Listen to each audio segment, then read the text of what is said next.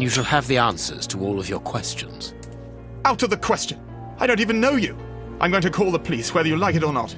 It would be better for everyone, Reverend, if you kept your temper. Watson, are you taking notes? This affair promises to be a complex one. Therefore, we must not overlook the slightest detail.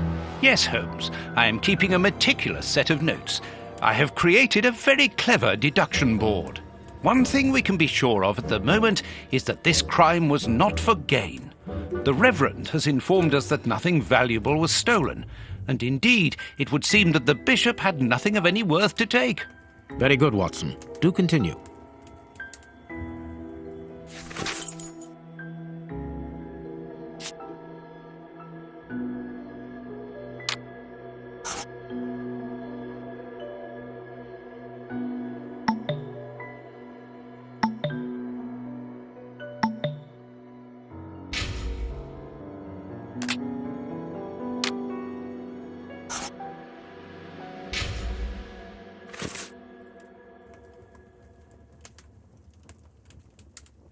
A broken bottle of whiskey. However, the Bishop of Knightsbridge was known for his sobriety.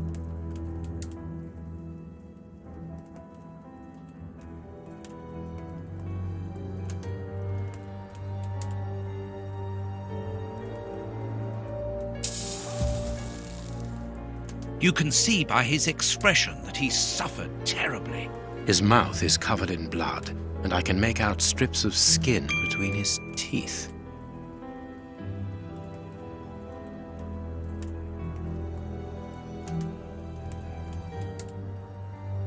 His chest has been lacerated, I would say, with a very sharp and fine blade.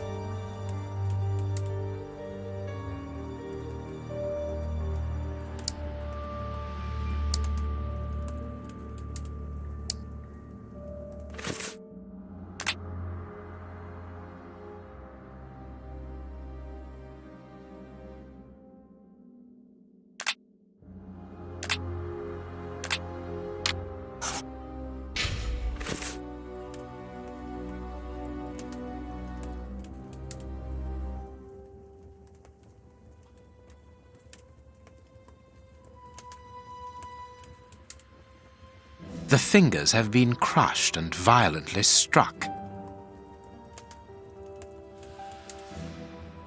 A piece of rope that was used to tie up that poor man. The fingers have been crushed and violently struck.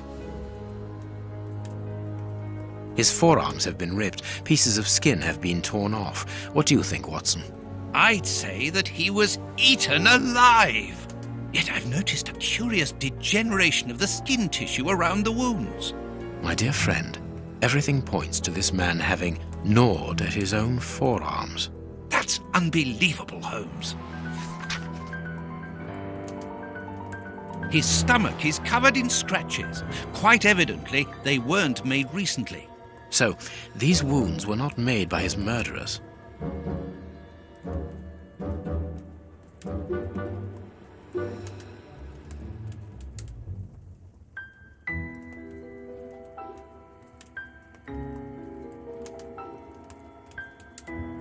These burns are terrible. This poor man was tied just below the knees. To stop him from walking, certainly, but mostly to free his feet. His feet have been burned. My first impression is that he wears a size 9 shoe. You? But what does it matter, Holmes? My God, Holmes, this man was horribly tortured. A finger. Apparently it doesn't belong to the Bishop of Knightsbridge. How dreadful.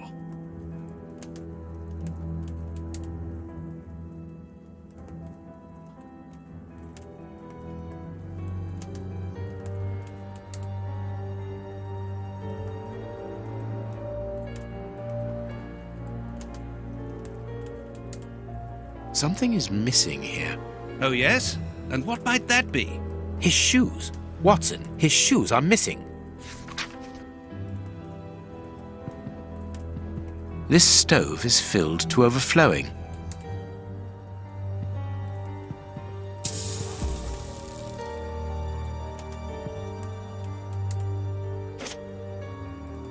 There is blood on this paperweight.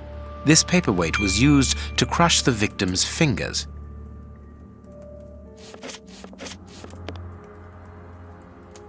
A bottle of whiskey.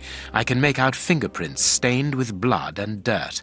It would seem that the brutes who tortured the bishop to death were intoxicated with alcohol.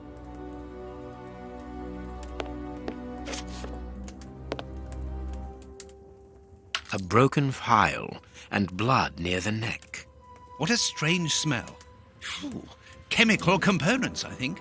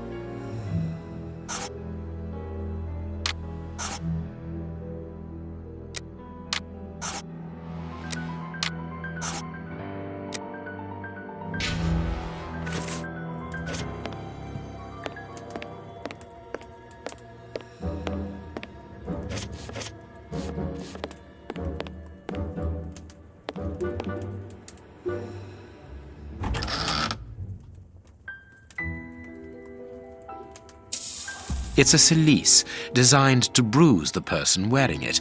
The bishop wore it as repentance. This metal rod is for fastening the chalice. A whip? No, it is a discipline for self-flagellation.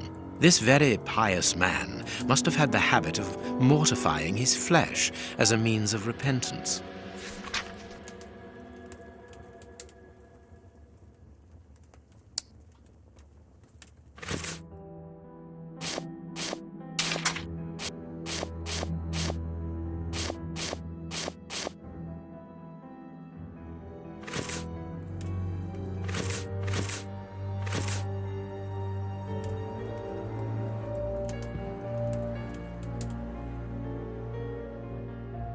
Impossible to open it. I need something. Impossible to open it. I need something.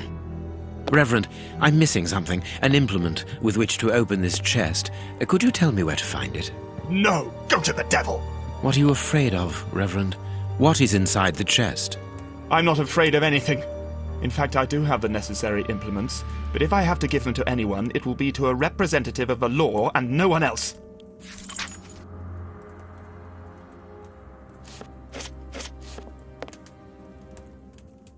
You have no right to search here. What do you think, Holmes?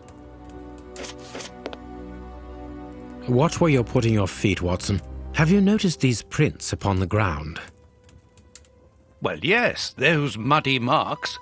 See here, Watson, footprints can often provide more vital information than the very best of informants. Yes, if you know how to make them talk, that is.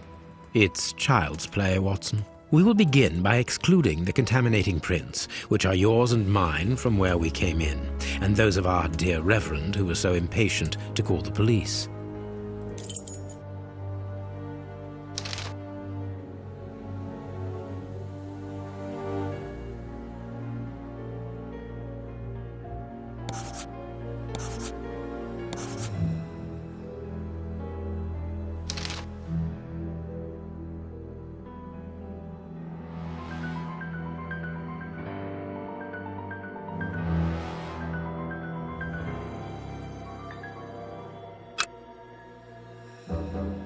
A fragment of stone. Peculiar. Well-worn shoes with an odd pattern on the soles. Hobnail boots like those worn by labourers. Hobnail boots like those worn by labourers. Hobnail boots like those worn by labourers. Hobnail boots like those worn by labourers. Hobnail boots like those worn by labourers. This print came from an expensive pair of shoes, and it seems recent.